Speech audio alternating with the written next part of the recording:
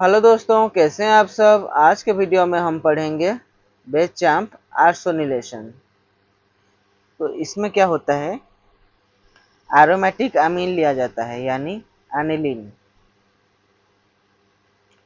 और इसके ऑर्थो या फिर पैरा पोजीशन पे हमारा आर्सोनिल ग्रुप यानी ASO3H ग्रुप लग जाता है।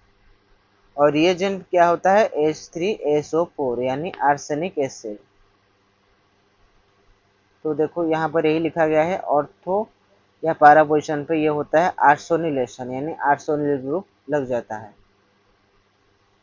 तो अब इसका मैकेनिज्म देखते हैं। सबसे पहले ये जो है लोन पेयर नाइट्रोजन पे ये यहाँ पर शिफ्ट होंगे।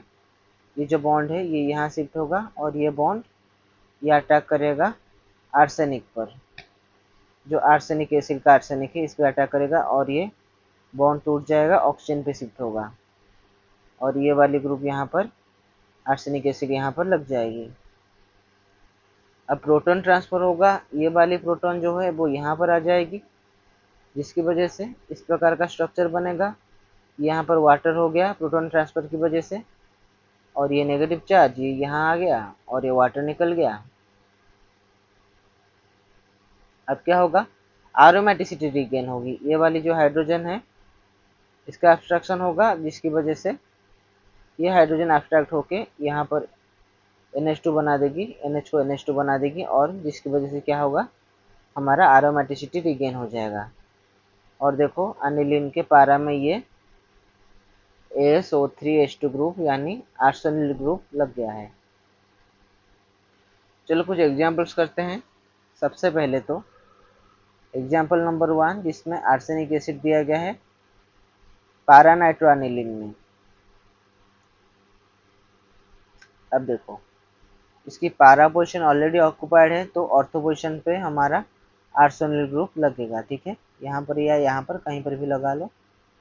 यहाँ पर देखो, यहाँ पर लगा दिया आर्सेनिल ग्रुप। यहाँ पर दूसरे एग्जाम्पल में भी हमारा पारा पोजीशन ऑक्युपाइड है, तो ऑर्थो पोजीशन पे लग जाएगा आर्सेनिल ग्रुप। तीसरे एग्जाम्पल में देखो पारा पोजीशन खाली है, तो इस पोजीशन पे हमारा आर्सेनिल ग्रुप लग जाएगा।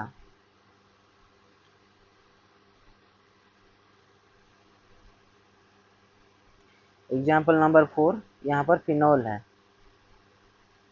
तो एनिलीन के केस में क्या होता था कि ऑर्थो पे पारा पे लगता था, और अगर पारा पे अवेलेबल ना हो तो ऑर्थो पे लगा था। पर फिनॉल के केस में क्या होगा कि ऑर्थो और पारा दोनों पोजीशन पे हमारे आर्सेनिल ग्रुप लग जाएंगे।